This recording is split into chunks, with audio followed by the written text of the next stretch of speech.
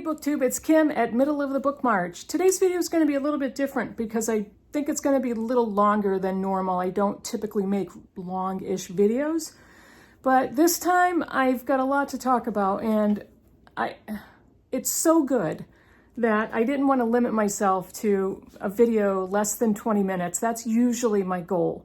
But today I'm just going to talk. And I don't know why I thought about this. I think it was a comment of part of the conversation in the Pinheiro Project group read. And there are several of us that were talking about how much we loved the books, how much we loved Pinheiro's writing, and how much we loved doing this in this group read. And it struck me that there are many books that I've read that make me feel joyful to be a reader. And I wanted to talk to you about many of the books that I have, and I have a very large pile. That's why this video is going to be a little longer.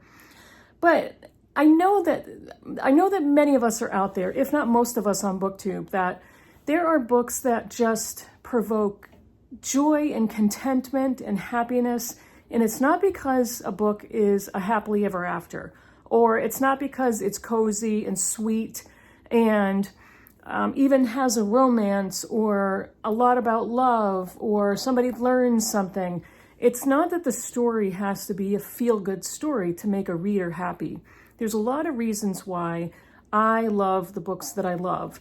Many of them, it is because of the story. It's because of how the story is constructed, the format, the description, the plot. And so many of these books, the plot is fantastic. And it's not the only reason why I like a lot of these books that are plot driven, but it is a big one. And another reason that there are books that I absolutely love that provoke joy is the beauty of the writing. There are so many different authors and writers and styles and tones and everything. And the books that I have loved in my lifetime, these are all books that I've loved, 5-star books for me. These books that I've loved, the majority of them, the writing is artistic, beautiful, masterfully constructed, and it just hits me in the gut. And I have that feeling of witnessing real art when I read these books, even the nonfiction that I have in this pile. And what I decided to do was I decided to put these books into categories. So I have fantasy, classics, modern classics, contemporary fiction, nonfiction, thriller, translated fiction. I have a bunch. So what I'm going to do is show you these categories one at a time in no particular order, and show you the books that I picked for each of these categories. These books make me happy to be a reader. And another thing that struck me recently on BookTube are videos and BookTuber friends of mine who have been talking on video about their plans to slow down, to absorb their reading in a deeper way instead of trying to get the quantity of books. I do not have a goal of a certain number of books I want to read in a year. And I used to do that on Goodreads. I used to set my Goodreads goal for a specific quantity. And I gave that up years ago because it added too much pressure for me. And I have so many wonderful friends who assign themselves a goal, and you almost always meet it or exceed it. And it's so fun to watch. It's so fun to talk to them when they do that because it brings such a sense of accomplishment.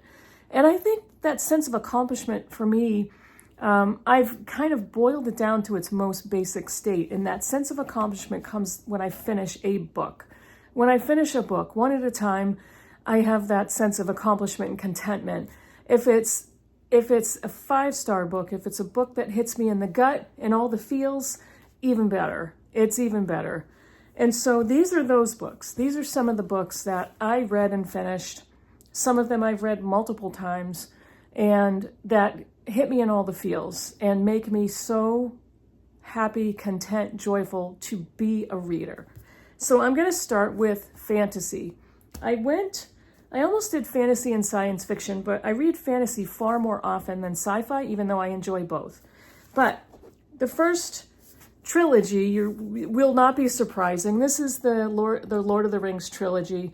The Hobbit is over there, and The Hobbit could very well be included in this, but this is the Fellowship of the Ring, The Two Towers, and The Return of the King.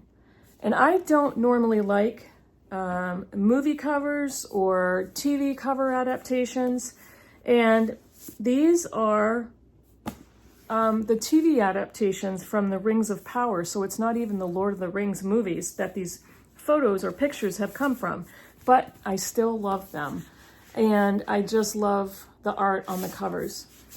This trilogy is probably my favorite series of all time, including The Hobbit, and I've read this many times, and I listened to it on audio at the beginning of this year with Heidi and Doris.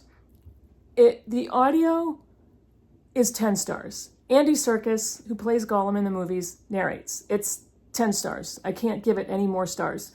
But the story is beautiful, the plot, the characters, it has everything in it. Even though it's fantasy, it has everything.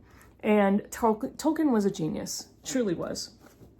The other fantasy I also listened to on audio this year, and go figure, I absolutely loved it.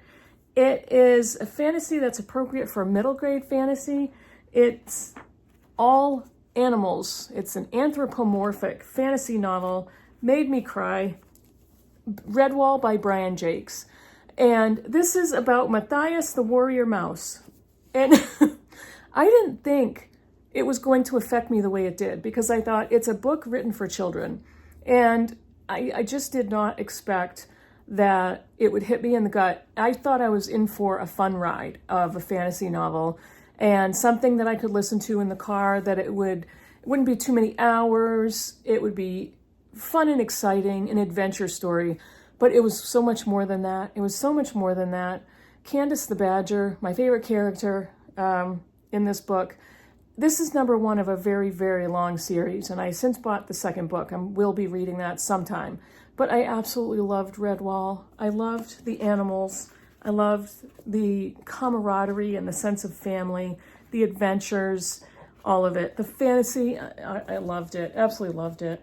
And if I keep saying that, it's because I've lost track of myself, because this whole pile of books I feel that way about. And especially when I'm reading a certain type of book, I'm not going to say I have a favorite genre, but certain books, certain genres affect me more strongly than others. And I'm not sure yet if fantasy is going to be one of those genres. It might be, because these 4 books are just spectacular. But we'll see. We'll see as I keep talking about them. There's one ancient classic book that I read, I believe it was last year. And in my review of this book, the words came out of my mouth that this book is why I'm a reader. And again, never would have expected this to affect me the way it did. But this is the 3 Theban plays from Sophocles. It's Antigone, Oedipus the King, and Oedipus at Colonus. I put this down and had to gather my thoughts and take a breath and just kind of think about this and think about how I was going to describe how I felt about these 3 plays, this book. And they were brilliant. And this is kind of why I will always be a reader. It's this type of book, this book in particular that I described that way, that brought me so much reader joy. And there's so much in here in this ancient text that applies to us today, which proves that it has applied throughout history since it was written. And all books don't do that. Some books are dated, and they become dated quickly. But this ancient classic applies to our lives. We can see ourselves in these plays and these characters. We read the origins of so many books that came after it, of so many novels and other dramatic presentations. We see those connections. And this is another one. It's a very fast read because they're 3 plays. And this is another one I would love to reread sometime soon. Now I have, how many do I have? I have 2 classics. These are Victorian. One of them may not be Victorian. Yeah, I think they both are. They were both published in the Victorian era.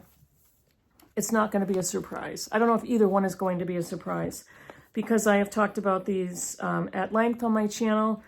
The first one is the longest book I've ever read for pleasure.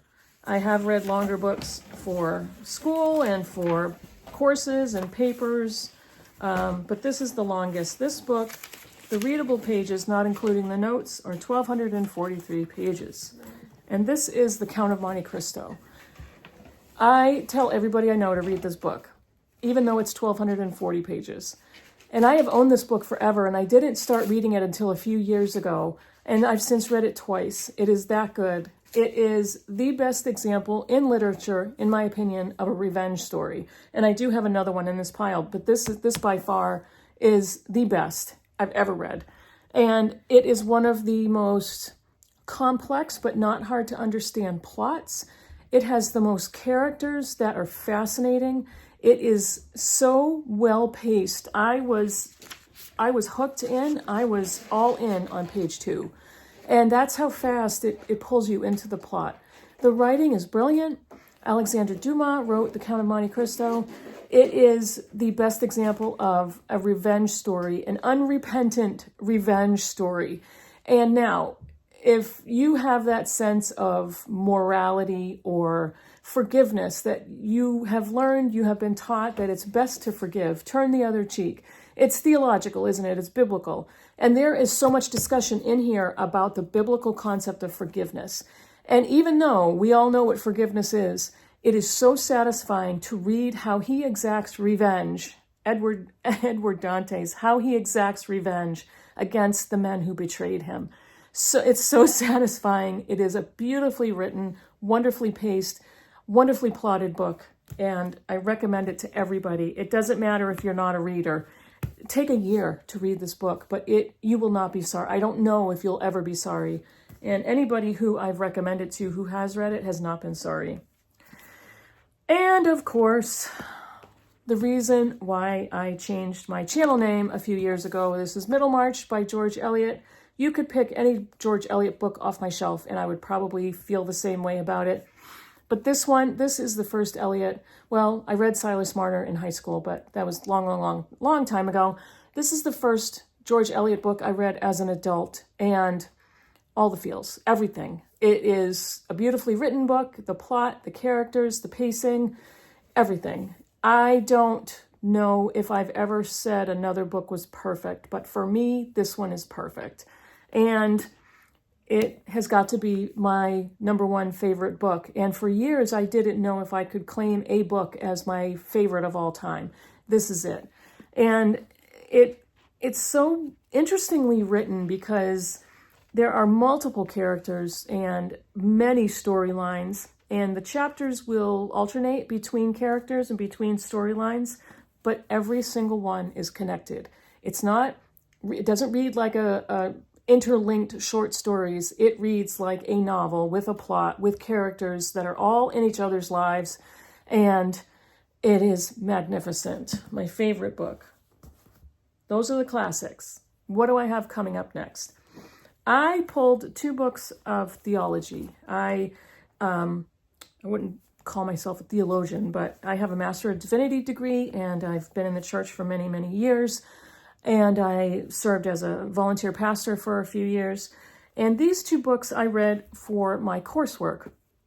They are little books, but I think they affected me most. And that's saying something, because another one of the longest books I ever read was a brilliant systematic theology book. This first one, as I'm going through it, this was done. I read this book in the years before BookTube.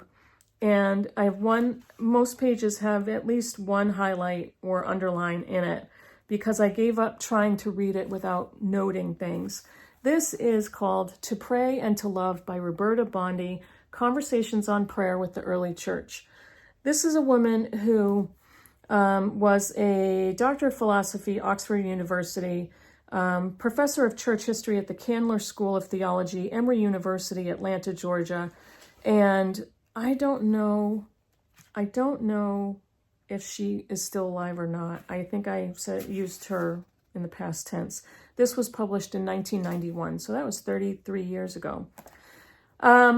This is the book about prayer and about forgiveness and living in the image of God. It is communication and a relationship with God, but this is not a book that comes from a fundamentalist evangelical background. This is a book that I read for a course from a Nazarene seminary. And it is just so beautiful. It is so lovely and applies to anybody. If you want to learn about prayer, if you have the smallest desire to do it, prayer and love and forgiveness, when you want to read about your thought process and your faith, if you want to read about faith people in history, it's tiny, but it's so powerful, and I absolutely adore that book. This is another interesting book, an interesting short book on prayer. And from the same, I went to 2 different seminaries, started at one, transferred to another, and went back to the first one. So the tone of each they were very different from each other. This one was also from the Nazarene Seminary that I pulled this book from. This is called Praying in the Wesleyan Spirit, 52 Prayers for Today by Paul Chilcott. Now, the Wesleyanism and the Methodist faith came from John Wesley. And this is a book of, it's a rendering of John Wesley's 52 standard sermons, and Charles Wesley, who wrote many hymns, many Wesleyan hymns. And what they did was they pulled these prayers from sermons and from the hymns themselves and wrote them into prayer format. So these can all be spoken and prayed. And there's a prayer for everything. And I use this in a lot of different sermons that I came up with, and a lot of different groups and meetings with people. There is spiritual awakenings, justification by faith, remaining sin, the righteousness of Christ, and it goes on and on. Caution against bigotry, new birth, a heavy heart, all kinds of things, all kinds of topics and reasons why a person would pray. It is so beautiful, and every single time I would land on a page and I would read a prayer, it was just, you can read this one every day, and it was just so effective and this might sound heretical, but it was sacrilegious. I believe there are 49 prayers in here, 50. There's 51. I'm turning pages. There's 52 prayers. You could read one a day and do that constantly. And it's so effective and powerful. And they're just beautifully done. They're effective to humans, not just to people who call themselves Christians. So, beautiful book. Now, let's see. Which one should I go to next? I have a pile of translated fiction. And one of them is a thriller. So let me make sure, yep, I'm going in the right direction. These are translated novels. The last one is a thriller, which I am dying to reread. I will get there next year, I'm sure. So let me start with this one. I'll start with the thriller. This is The Girl with the Dragon Tattoo by Stieg Larsson. This is translated from Swedish by Reg Keeland. And this is the first in a series of books, but there was an original trilogy before Stieg Larsson passed away. Lisbeth Salander, one of my favorite characters in literature, and this is also one of the best revenge stories ever. She is a criminal hacker, and it's a crime and mystery thriller. It combines murder mystery, family saga, love story, and financial intrigue into a complex and atmospheric novel. If you read this, you know. If you know, you know. It's raw and violent and powerful and plot-driven, but it's just a blast to read. And it, like I said, there's so many reasons why certain books bring me joy. Certain books make me grateful to be a reader. And this is one of them, but in a lot of different reasons than some of my other books, some of the books on prayer or fantasy or anything else. It was just a super fast ride of a book.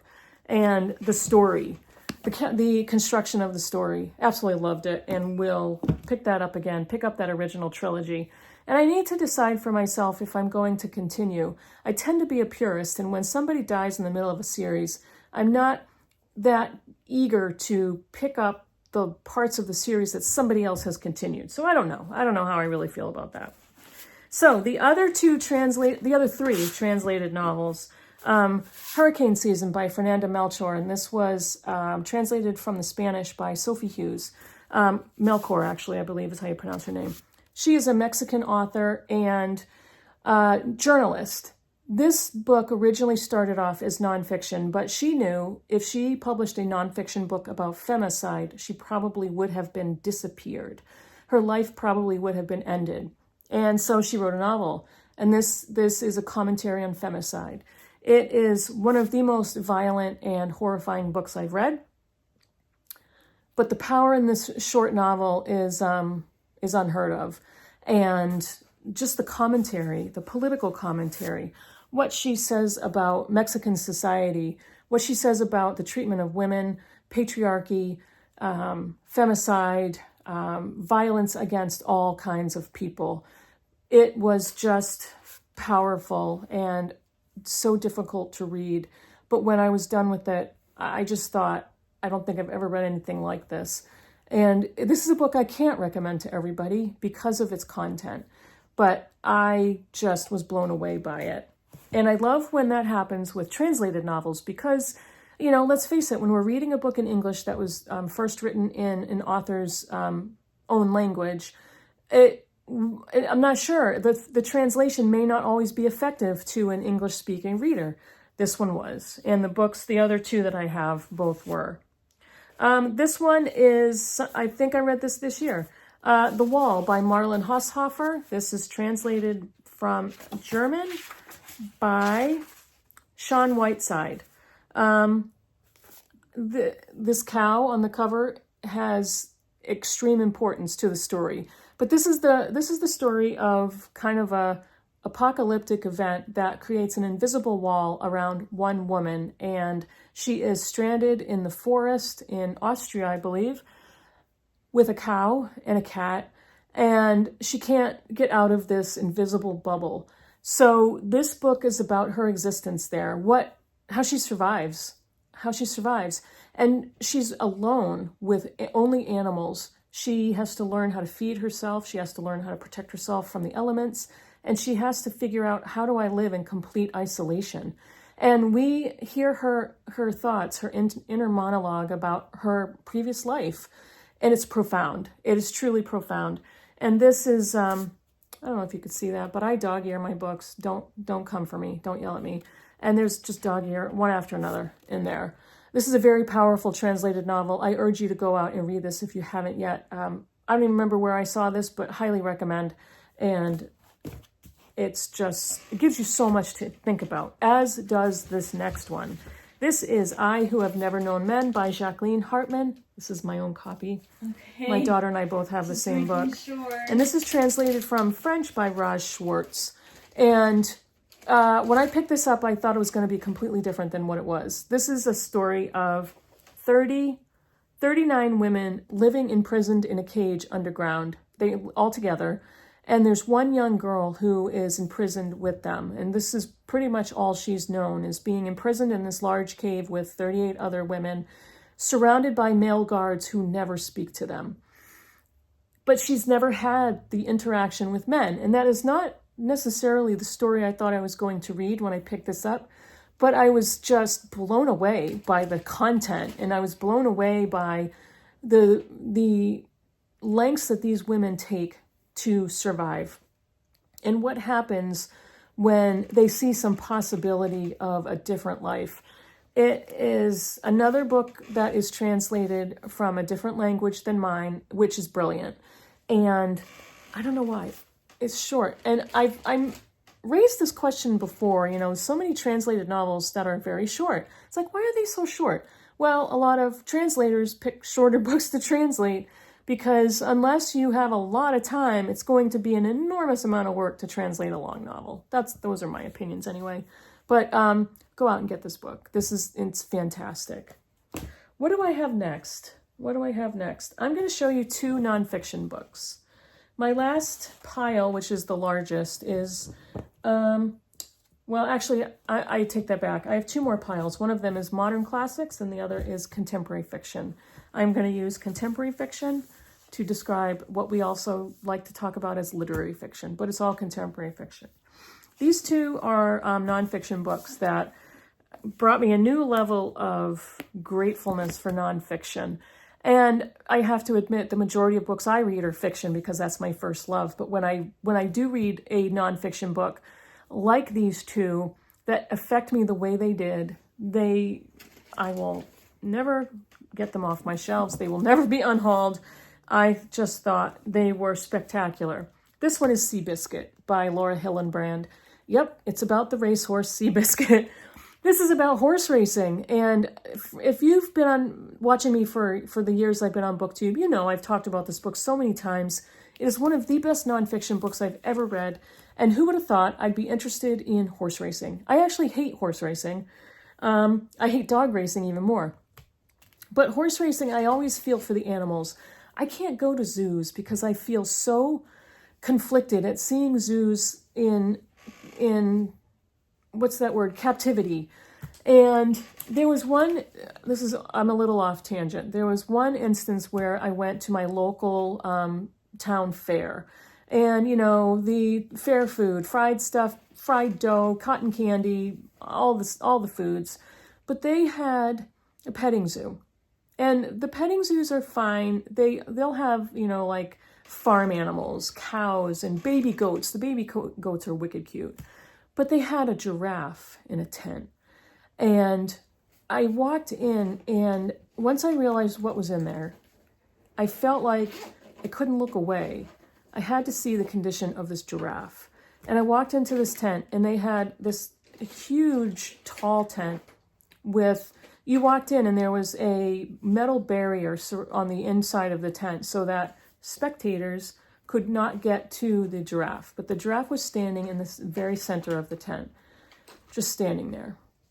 And my eyes filled with tears, and I had to leave. I had to turn and leave because I could not see a giraffe in captivity in New Hampshire in the middle of autumn. It just should not have been there. So for a book on animals and horse racing, I was just so leery about picking this up. But I finally did because at the time this was one of the oldest books on my shelves. And I thought I either have to read it or get rid of it. So I decided to read it. And I was mesmerized. It just kept me so interested. The way she wrote narrative nonfiction, this is some of the best ever that I've ever read. And she got me interested in this horse. She got me interested and so empathetic with the animals that are involved in racing. And the lives of the jockeys, the danger, the inherent danger in caring for horses and racing horses, not even just to the animals, but to the people. I just was blown away by this book. And she only has 2 published books, this and Unbroken, which I also think is fantastic. But this one, got me right in the gut. And I also tell everybody if they like nonfiction to read Seabiscuit. And so many people do the same thing that I did. Like, it's a book on horse racing. I said, I know, I never would have thought. And this is such a polarizing nonfiction book. This is a masterfully done biography. Heidi, if you're watching, I apologize, but this is Red Comet by Heather Clark, The Short Life and Blazing Art of Sylvia Plath. This book is over 900 and something pages. One of the things I love is it has photos. This is, of course, the biography of Sylvia Plath. And it has all kinds of pictures. Pictures of her and her family, and pictures of homes and landscapes that they lived in. That's just one quick sample. I've always been fascinated with Sylvia Plath, but when this came out, I was blown away, and I saw it on so many other channels. This has been since BookTube. I saw this on so many other channels, and I bought it because I was interested in reading it, and I put it on the shelf. And then that particular year, I was called in as a backup judge to the BookTube Prize in Nonfiction, and this was in my group. And I read it and cried. Even though I know how her life ended. I know how her life ended, and I still cried at the end because of the way it was written. It's one of those biographies, again, makes me grateful to be a reader. It brought so much joy. There's a lot in here. It's incredibly dense. There's minute detail, and I think that's what a lot of other readers can't stand about it. But when you compare the detail and combine the detail with her as a person, you start to understand her as a person and why she did some of the things that she did and why she felt a certain way. It's just, she also had unlimited access to certain historical notes and other sources to write that powerful biography of Sylvia Plath. All right, what do I have next? I have 4 books that I like to call modern classics. These are all written, the latest one was published in 1973. And this one, I'm just going to quickly read publication dates. 1973 for that one. And I don't know what the real definition is of modern classics. Does it have to be a certain age? Is it like 50 years? What is it? This one was written in 1985, but that's still almost, 40 years ago. And I consider it a modern classic. Lonesome Dove by Larry McMurtry. Again, if you've been on my channel for a length of time, you know this is one of my top 5 books of all time. And I will be rereading this next year. I'm determined I will reread it. I've only read this one time. It's a Western. Why would I be interested in a Western? Why would my book group have picked this? It's a Pulitzer winner. Why would I be interested in a cattle drive across country in the 1800s? I don't know. I shouldn't have been, but it is a magnificent story. It is a road trip novel on horses, driving a whole bunch of cattle in the 1800s, across the prairies, in the American desert, the American Southwest, the American Northwest. It completely blew me away. This is one of those books written decades ago that has some incredibly strong female characters, and the story is just mind-boggling. The writing, Larry McMurtry is one of my favorite writers. His writing just constantly grabs me, takes me away to another world. And this book I also recommend to anybody who will listen. If you haven't read Lonesome Dove, it's always everywhere on BookTube, and so many booktubers have read it, so many readers have loved it, including me. That's a forever book. The next one, now this author, this is Toni Morrison. I could have picked any of the several books of hers that I read, but this was the second book of hers I read, and I almost picked up Beloved, which was the first Toni Morrison novel I have ever read, and I've read several times. It's incredible. But I picked this one because this is the one I always go back to as the Morrison book that affected me a certain way. Beloved is an extremely painful, harrowing book to read. This one is painful as well, but it brought me that sense of contentment, getting me right in the heart and soul and mind. But this is Sula. And I read this book a couple of times. This is a book I also read for an early literature course that I took decades ago. But I absolutely love this novel. And it traces the lives of 2 Black heroines from their close-knit childhood in small Ohio town. One of them leaves town and comes back. The other one stays and gets married. And what happens to them as they separate and one comes back into town. Toni Morrison was an absolute literary phenomenon. And there's a couple of her books maybe one that I didn't love and one that I still am determined to read, even though I've tried twice. Paradise, I'm talking to you. I absolutely love Sula, though. I love her characters. And she has a way with writing. When you read a Morrison novel, you know instantly that it's Toni Morrison's words because of her style. It's just beautifully done. Do I have to say anything about this book? Now in November by Josephine Johnson. This will almost always appear in every video I ever make about my all-time favorite books. It is one of the most beautifully written books I've ever read, in my top 5.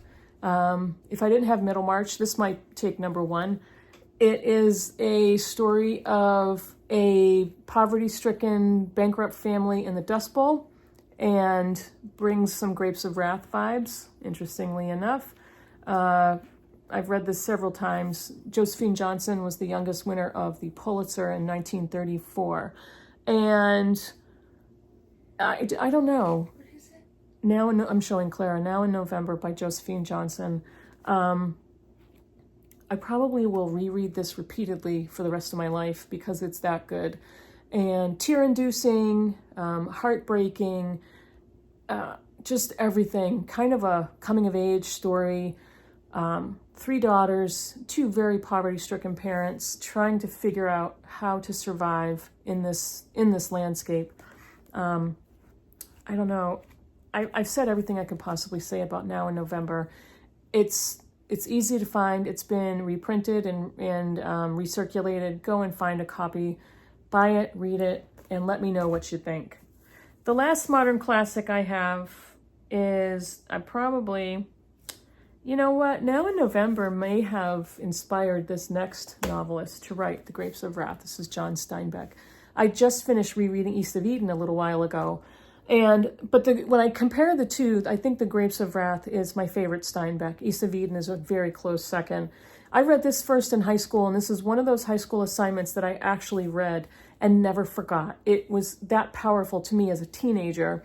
And I since I reread it a couple of times, more dog ears. I think this is so beautifully, brilliantly written, and every other chapter, he kind of goes back and forth. Every other chapter is descriptive, and those descriptive chapters, some of those I've never read. I compare, and I've never read more beautiful writing. This is, of course, the story of the Joad family during the Dust Bowl in the 30s, and the level of poverty is even bleaker than this book. But Grapes of Wrath is powerful and so painful to read.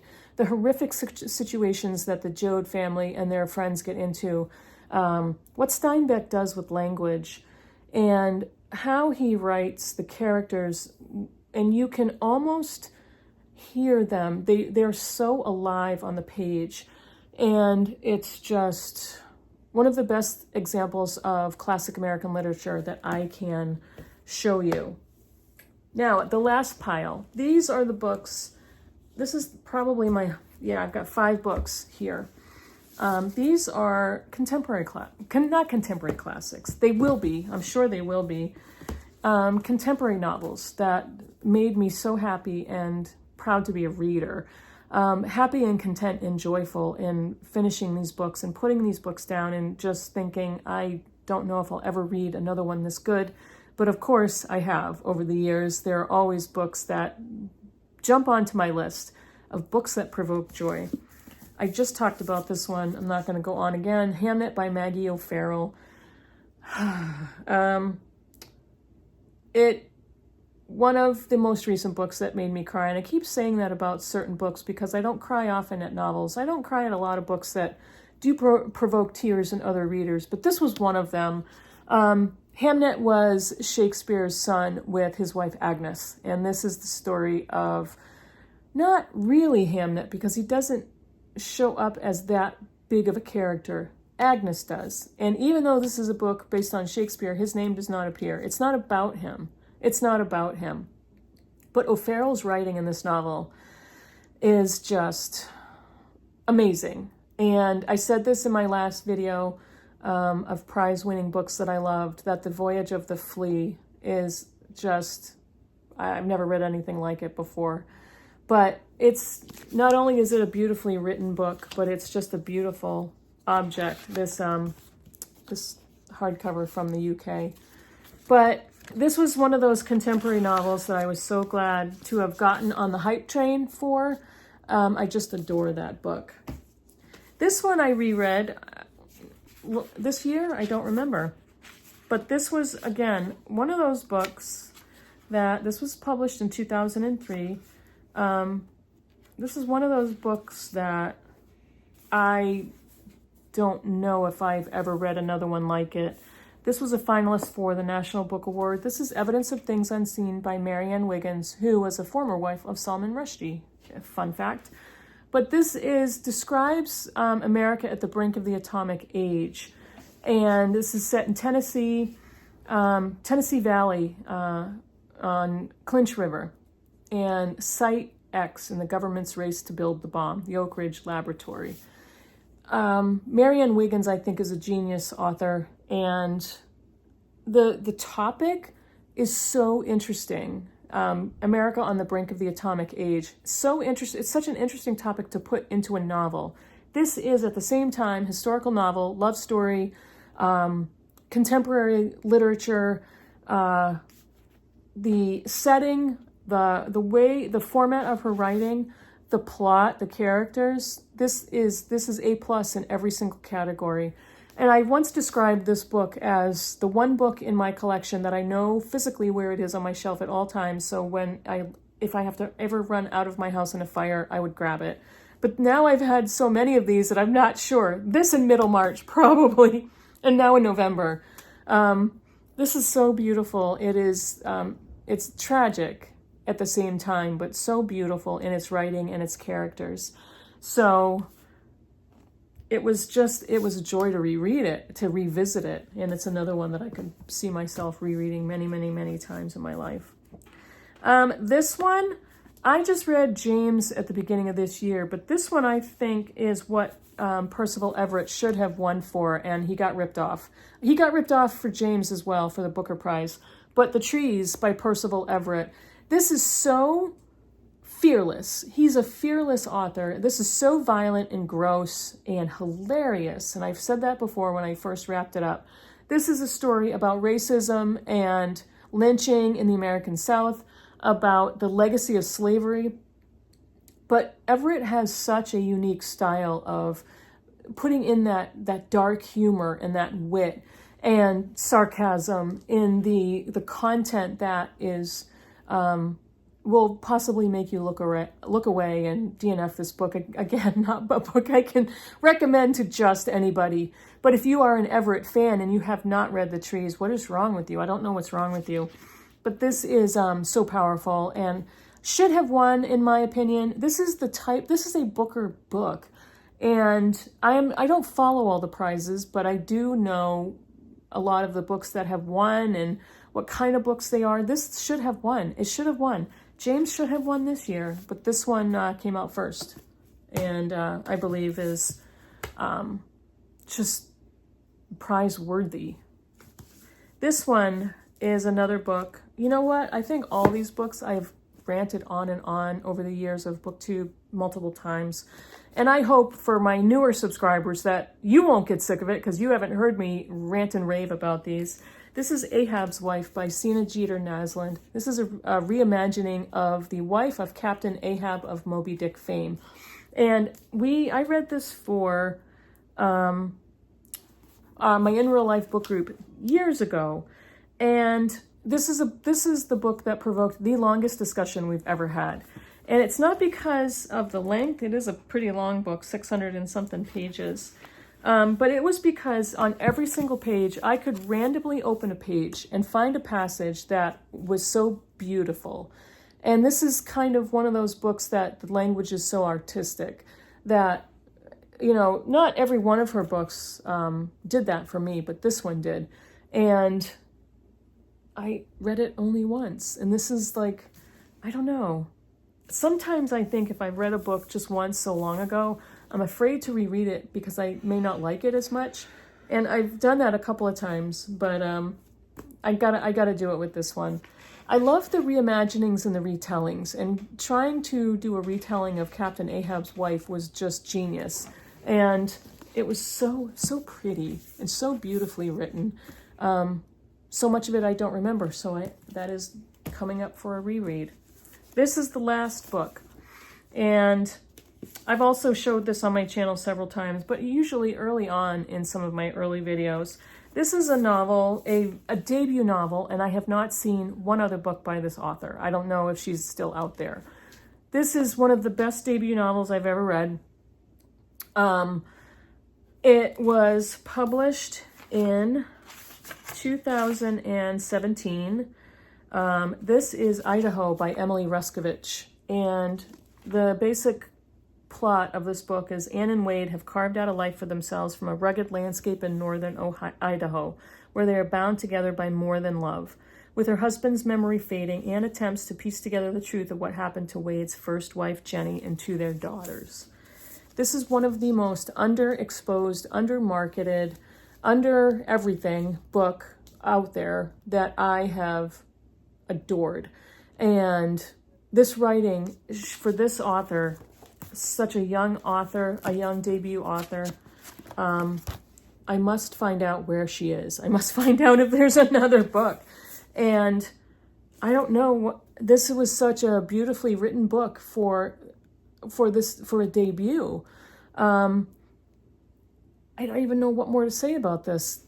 This is so poignant in its description of a marriage that's failing because of dementia and a traumatic past. How can a marriage move forward with that combination of traumas in your life?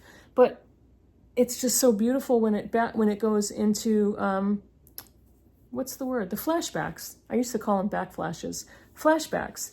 And we read flashbacks about what happened to Wade's first family and maybe why dementia might be the most humane thing to happen to him instead of having to revisit the trauma of his past and the loss of his family. Where are they? What happened to them? But Idaho is beautiful. And if you are a fan of debuts, pick this up right away. And again, come back to this video and tell me what you think.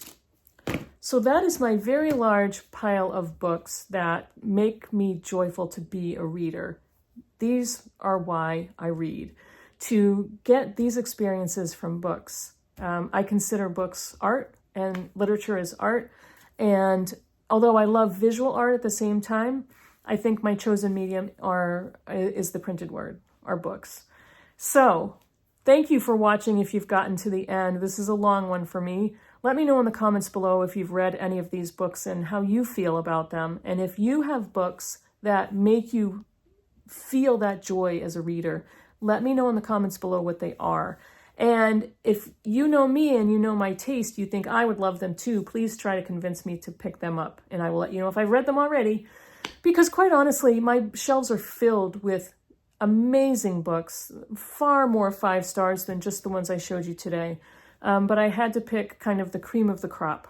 So thank you so much for watching for this long, and I will see you in the next video. Bye, everybody.